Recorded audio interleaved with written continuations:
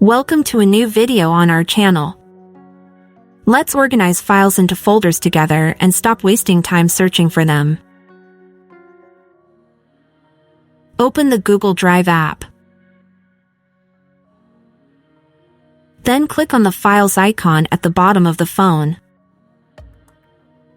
Select the file you want to move to a folder and click on the three dots next to it. In the window, scroll down and press Move. Then click on the folder where you want to move the file. Finally, press Move in the bottom right corner. As you can see, the file has been moved. If you want to copy the file and have it both in and out of the folder, click on the three dots next to the selected file. In the window, press Make a Copy.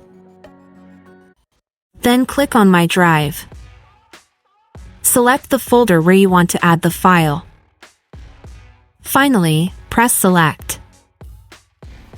As you can see, the file has been successfully copied and added to the folder. If you love tips and tricks about digital updates, subscribe to the channel and like this video. See you soon with a new tutorial.